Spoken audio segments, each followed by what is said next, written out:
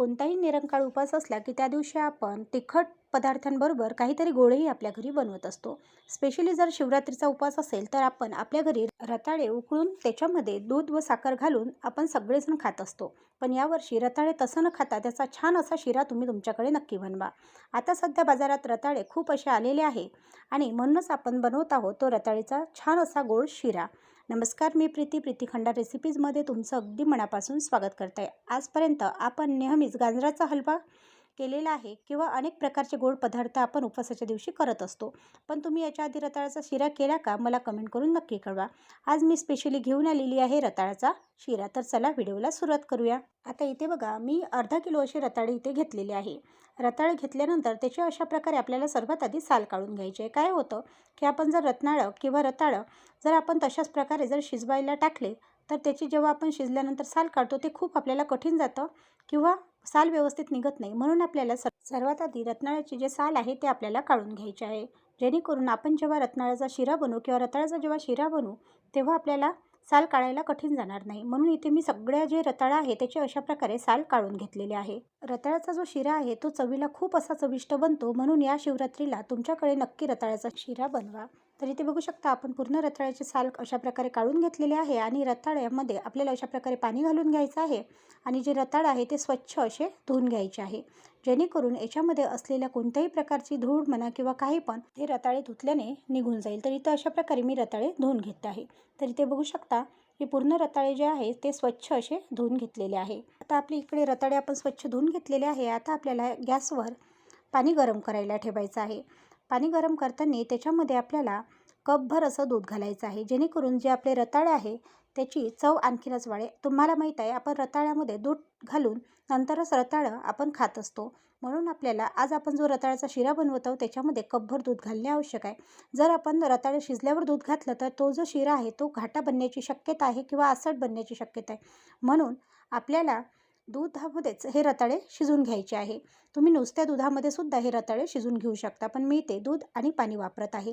तर अशा प्रकारे मी सगळे जे रत्नाळं आहे किंवा रताळ आहे ते अशा प्रकारे घालून घेतलेले आहे. आता जे रताळे आहे ते रताळे आपल्याला झाकण न ठेवताच त्याला एक अशी उकळी येऊ द्यायची आहे. जर आपण झाकण ठेवून जर उकळी येऊ दिली तर त्याच्यामधलं जे दूध आहे ते बाहेर येण्याची शक्यता आहे, कारण की आपण दूध वापरत आहे आणि दूध लवकरच असं वर येतं. म्हणून आपल्याला आधी याला छान अशी उकळी येऊ द्यायची आहे आणि नंतर अशा प्रकारे झाकण ठेवून मंद आचेवर याला शिजू द्यायचं आहे. तर इथे 15 ते 20 मिनिटामध्ये हे रताळे छान असे शिजून तयार झालेले आहे. तुम्ही बघू शकता अगदी 15 मिनिटात हे रताळे शिजलेले आहे. आता आपल्याला एकीकडे गॅसवर कढई ठेवायची आहे. कढई छान अशी गरम होऊ द्यायची आहे आणि 3 चम्मच इथे आपल्याला तूप घालून घ्यायचं आहे. शिरा आहे आणि शिऱ्यामध्ये तूप हे आवश्यक आहे, म्हणून आधी आपल्याला याच्यामध्ये तूप घालून घ्यायचं आहे. तूप छान असं विरघळू द्यायचं आहे आणि नंतर याच्यामध्ये आपण जे रताळे शिजून घेतलेले आहे ते रताळे आपल्याला याच्यामध्ये घालून घ्यायचे आहे.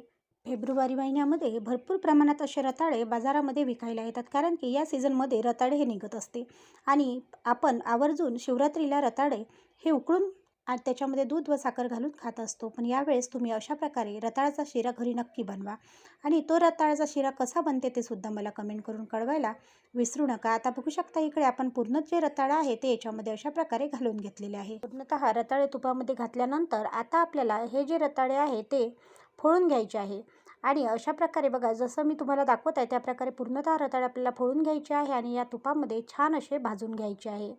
जोपर्यंत याचं पूर्णतः पाणी तुटत नाही किंवा जोपर्यंत त्याला तूप सुटत नाही तोपर्यंत आपल्याला हे रताळे अशा प्रकारे भाजायचे आहे. रताळ्याचा शिरा खूप चवीला चविष्ट बनतो. तुम्ही नक्की एकदा ट्राय करा. आता अगदी जवळ शिवरात्र आलेली आहे आणि शिवरात्रीनिमित्त मी माझ्या चॅनलवरती छान छान अशा उपवासाच्या रेसिपी टाकणं चालू केलेली आहे. जर तुम्ही त्या रेसिपी पाहिल्या नसतील तर प्लीज जाऊन पहा. आणि हो, तुम्ही जर माझ्या चॅनलला सबस्क्राईब केलं नसेल तर प्लीज सबस्क्राईब करायला विसरू नका. तसेच आता उन्हाळासुद्धा चालू झालेला आहे आणि मी लवकरच छान छान अशा वाढवून रेसिपीसुद्धा तुमच्यासाठी घेऊन येणार आहे. तसेच माझ्या चॅनलवरती मिठावर कधी जाड पोहे टाकले का हा व्हिडिओ व्हायरल झालेला आहे, कारण की त्याच्यामध्ये मी छान असा चिवडा मिठावर भाजून कसा बनवायचा तो दाखवलेला आहे. म्हणून तुम्ही तो व्हिडिओसुद्धा जाऊन नक्की पहा. त्याची लिंक मी डिस्क्रिप्शन बॉक्समध्ये नक्की देईल. तर इथे बघू शकता अशा प्रकारे आपण जे रताळे आहे ते तुपामध्ये टाकून छान असे भाजून घेतलेले आहे.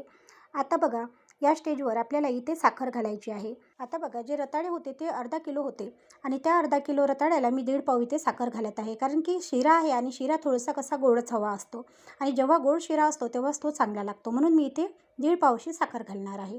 1.5 पाव साखर घातल्यानंतर आता आपल्याला हे साखरसुद्धा याच्यामध्ये छान अशी मिक्स करून घ्यायची आहे. माझ्या लहानपणी आमच्याकडे चुलीवर स्वयंपाक केला जायचा. तेव्हा आम्ही हे जे रताळं आहे ते चुलीचा जो आर असतो किंवा चुलीचा जो इस्तव असतो त्याच्यामध्ये टाकून भाजून आम्ही खात होतो. कारण की चुलीच्या इस्तवामध्ये भाजलेले जे रताळे आहे ते पाण्यामध्ये न उकळता आपण डायरेक्ट चुलीमध्ये भाजत होतो. त्याच्याने त्याचा गोडवा आणखीनच वाढत होता आणि चवसुद्धा त्याची खूप वाढत होती. तेव्हा आम्ही तशा प्रकारे भाजून रताळे नक्कीच खात होतो. जर तुमचीही अशी लहानपणची कोणती आठवण असेल तर मला कमेंट करून कळवायला विसरू नका. आता इथे बघू शकता, बऱ्यापैकी आपला जो शिरा आहे तो आपण भाजून घेतलेला आहे. याला छान असं पाणी सुटलेलं आहे. आता आपल्याला जोपर्यंत या शिऱ्याचं पाणी तुटत नाही किंवा जोपर्यंत हा शिरा पूर्णतः पाकावर येत नाही तोपर्यंत आपल्याला हा शिरा अशाच प्रकारे परतवत राहायचा आहे. आपण आपल्या घरी रताळ्याच्या पुऱ्या बनवतो किंवा रताळ्याच्या पोळ्यासुद्धा बनवत असतो. ज्याप्रमाणे आपण पुरणपोळी करतो त्याप्रमाणेच रताळ्याची पोळीसुद्धा केल्या जाते आणि रताळ्याची पोळीसुद्धा चवीला खूप अशी चविष्ट लागते. म्हणून तुम्ही तुमच्याकडे रताळ्याची पोळीसुद्धा एकदा नक्की करा. तोसुद्धा व्हिडिओ मी आपल्या चॅनलवरती लवकरच घेऊन येणार. आता इथे बघू शकता, शिऱ्याला जे साखरेचं पाणी सुटलेलं होतं ते पाणी पूर्णतः तुटलेलं आहे. म्हणजेच आपला जो शिरा आहे तो इथे पाकावर आलेला आहे. आता आपल्याला अशाच प्रकारचा शिरा हवा आहे, पण मी इथे आणखी याला थोडंसं शिजून घेणार आहे. कारण की आणखीन थोडा हा असा गलगल वाटत आहे.